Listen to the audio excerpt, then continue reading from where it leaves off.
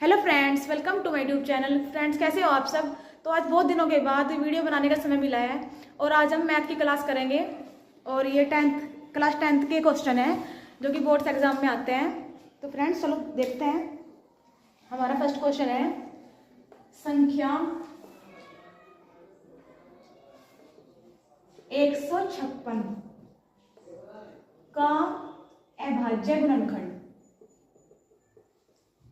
अभाज्य गुणनखंड। तो फ्रेंड्स हमें संख्या 156 के अभाज्य गुणनखंड बताने हैं। अभाज्य गुणनखंड मतलब अभाज्य संख्याएं वे होती हैं जो एक और खुद से कटती है, मतलब प्राइम नंबर्स। ठीक है, मतलब वो जैसे 2 है, 2 1 और 2 से ही कटेगी। ठीक है, और जैसे 5 है, 5 1 से और 5 से कटेगी। लेकिन जैसे 4 है, 4 भाज्य है क्योंकि वो 1 से भी कटेगी, 2 से भी कटेगी और 4 से भी कटेगी। ठीक है, तो जो संख्या केवल खुद से और 1 से कटती है उसको हम अभाज्य संख्या बोलते हैं। ठीक है, तो 156 को हम अभाज्य गुणनखंड के रूप में लिखेंगे। तो हम गुणनखंड करते हैं। 2 7 14, 2 8 16, 2 3 6, 2 9 18। अब 3 से कटेगी, 3 9 3, 3 3 9, अब 13 से, 13 1 13। ठीक है, तो अब हम इसे अभाज्य गुणनखंड के रूप में लिखेंगे। 2 कितने आए, 2 आए ना, तो 2 की पावर 2, फिर 3 तो एक ही है, गुणा 13। तो फ्रेंड्स 156 का अभाज्य गुणनखंड ये होंगे। ठीक है, यही हमारा आंसर है।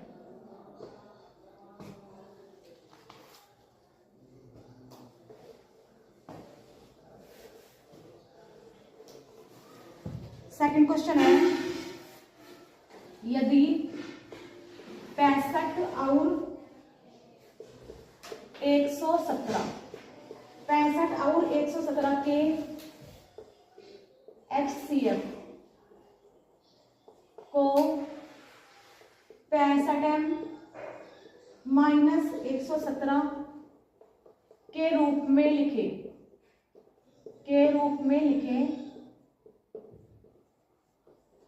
तो m का मान ज्ञात कीजिए। m का मान ज्ञात कीजिए। ठीक है, तो फ्रेंड्स क्वेश्चन में बोला गया है कि 65 और 117 का जो HCF आएगा ना वो हम इसके रूप में लिखेंगे। रूप में लिखने का मतलब है जो भी HCF आएगा वो इसके इक्वल में रखना है। ठीक है, तो पहले तो हम 65 का और 117 का HCF निकाल लेंगे। तो 65 और 117 का में से कितना आएगा, 13। उस 13 को हम इसके रूप में लिखेंगे 65m - 117।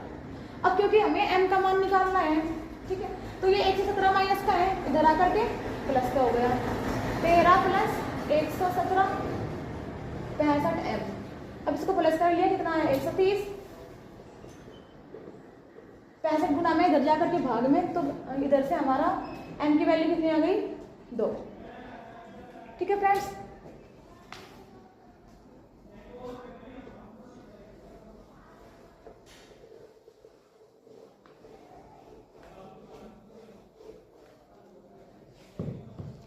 दूसरा क्वेश्चन है, किसी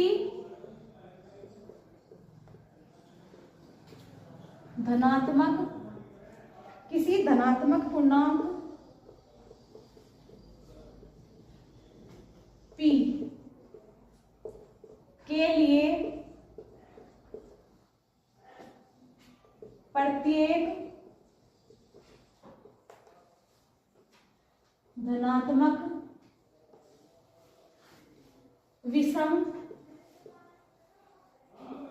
पूर्णांक का रूप बताना है। ठीक है, तो ऑप्शन दिए हुए हैं। पहला ऑप्शन है p, दूसरा ऑप्शन है p + 1, तीसरा ऑप्शन है 2p और फोर्थ ऑप्शन है 2p + 1। ठीक है, तो हमें इन 4 ऑप्शन में से बताना है कि कौन सा विषम पूर्णांक का मान है। ठीक है, अब देखो जब भी ऐसा क्वेश्चन आता है ना तो एक काम कर लो, इसने बोला कि विषम, क्या बोला हुआ है, विषम। तो जो भी ऑप्शन दे रखे ना इसमें इनकी वैल्यू पुट कर धर लो 1 से लेकर, जैसे मान लो फर्स्ट ऑप्शन उठा लिया मैंने। तो अगर ये विषम पूर्णांक होगा तो हर एक वैल्यू रखने पर आंसर विषम ही आएगा। जैसे मैंने लिया p इक्वल 1 तो कितना आया 1 आया, फिर 2 लिया 2 आया, 3 लिया 4 आया, 5 आया, 6 आया। अब देखो ये देखो कि इनमें सारी संख्या विषम ही आ रही है क्या? नहीं, विषम सिर्फ ये। तो फ्रेंड्स अगर ये सारे आंसर विषम आते तो हमारा ऑप्शन यही हो जाता, लेकिन इसमें क्या है, इसमें तो सम भी संख्या आ रही है, इसलिए ये वाला ऑप्शन हमारा नहीं है। ठीक है, ये वाला ऑप्शन नहीं है।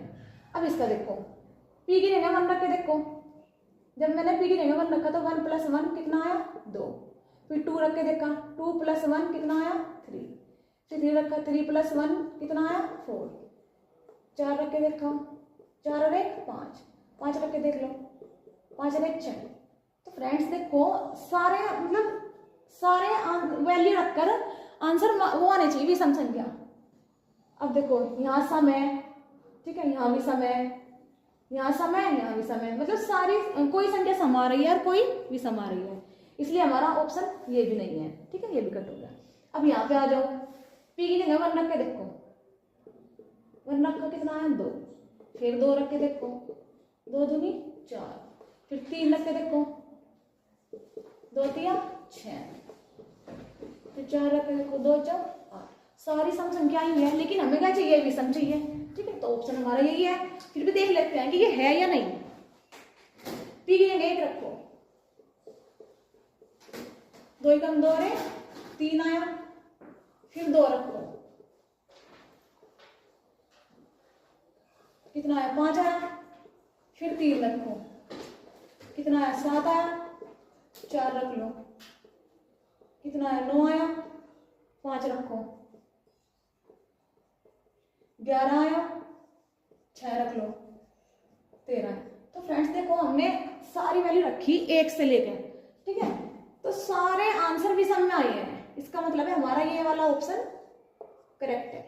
ठीक है, चाहे 0 रख के देख लो, मतलब 0 से लेके आगे तक संख्या कितनी भी रख के देख लो, अगर सारे आंसर विषम आते तो ऑप्शन ये हो जाता, लेकिन इसमें कहीं पे विषम आ रहा है कहीं पे सम, तो इसलिए नहीं है। इन तीनों ऑप्शन में ऐसे ही हो रहा, वैल्यू रखने पर कहीं पे विषम है और कहीं पे सम, लेकिन हमारा आंसर क्या होना चाहिए था, सब में विषम ही आना चाहिए था, तो वो इस वाले ऑप्शन में है। ठीक है फ्रेंड्स, अब अगर इसी प्रकार क्वेश्चन में कह दे सम,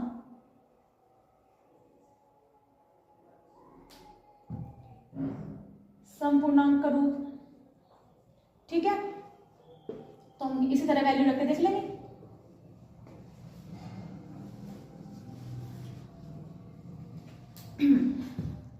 सम पूर्णांक में क्या है, सारी संख्या सम आनी चाहिए, 0 से लेकर हम जब तक वैल्यू रखेंगे ना सारी वैल्यू सम संख्या आनी चाहिए। अब देखो इसमें हमने 1 रखा तो कहीं पे तो विषम आ रहा कहीं पे सम आ रहा, लेकिन हमें क्या चाहिए, सारी की सारी सम चाहिए, तो ये वाला ऑप्शन तो हमारा नहीं है, ये तो कट हो गया। अब इसमें देखो हमने सारी वैल्यू रख के देखी तो कहीं पे विषम आ रहा है और कहीं पे सम आ रहा है, तो ये भी हमारा ऑप्शन नहीं है। इसमें देखो जब हमने वैल्यू रखनी शुरू करी तो सारी वैल्यू सम संख्या आ रही है, तो इसलिए हमारा ऑप्शन ये सही हो गया। कब, जब हम सम पूर्णांक पूछा हो, ठीक है, और ये ऑप्शन क्या हो गया, कट हो गया। ठीक,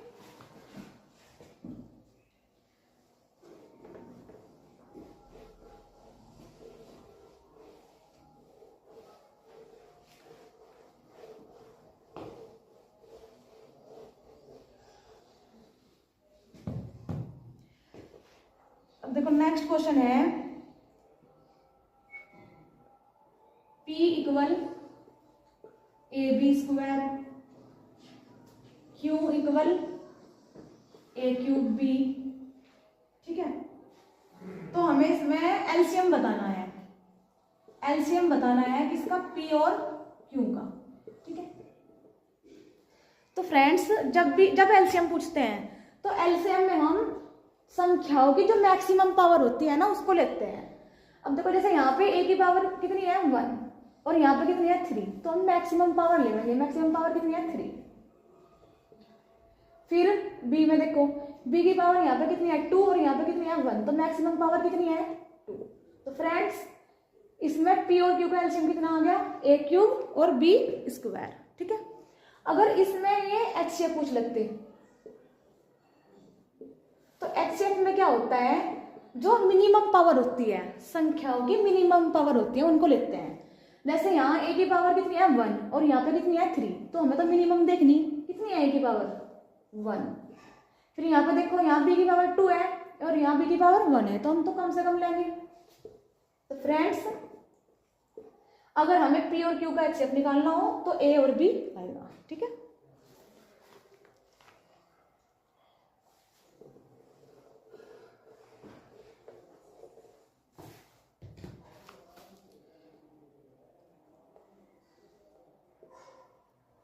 a square equal 2 square 3 cube 5 की पावर 4। ठीक है, b इक्वल 2 क्यूब 3 स्क्वायर और 5। ठीक है, तो फ्रेंड्स इसका आप आंसर कमेंट में दोगे, इसका HCF निकालना है। ठीक है, इस क्वेश्चन का आंसर तुम कमेंट में करोगे।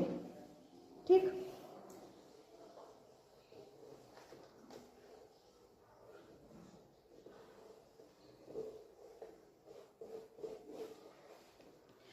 नेक्स्ट देखो, लेस है दिया हुआ है 132 288 इक्वल 3168। मतलब इसका मतलब यह है कि इन संख्याओं का लेस है 3168 है। ठीक है, तो हमें इसका में से निकालना है। क्या निकालना है, में से। तो फ्रेंड्स जब दो संख्या दी हो, ठीक है, या दो संख्या को गुणनफल दिया हो और उनमें से कोई एक, मतलब या तो लेस है या में से दिया हुआ हो, तो हम सिंपल फॉर्मूला लगा लेंगे।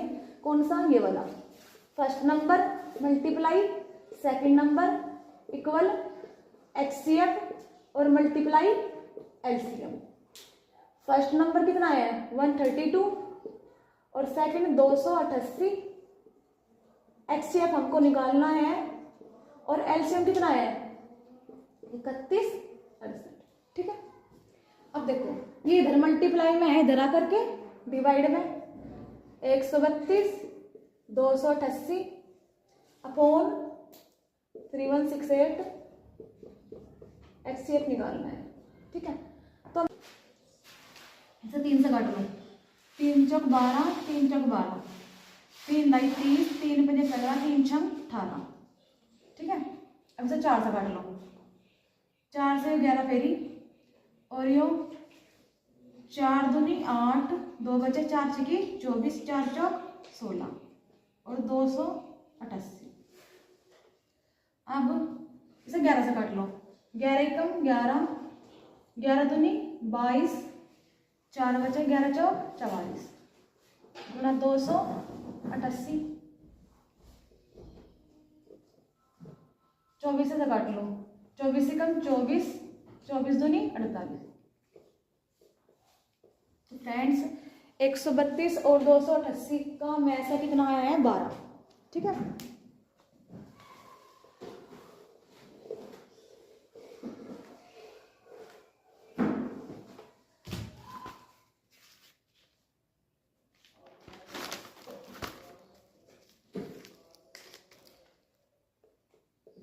HCF 252 594 बराबर 18। तो हमें एलसीएम निकालना है। फ्रेंड्स इस क्वेश्चन का आंसर तुम कमेंट में करोगे इसी फॉर्मूले से। ठीक है,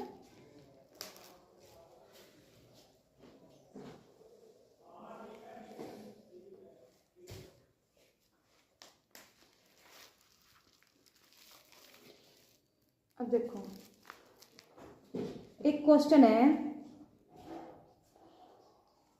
वह बड़ी से बड़ी संख्या, वह बड़ी से बड़ी संख्या जिससे जिससे 245 और 1037 को 1037 का विभाजित करने पर 1037 को विभाजित करने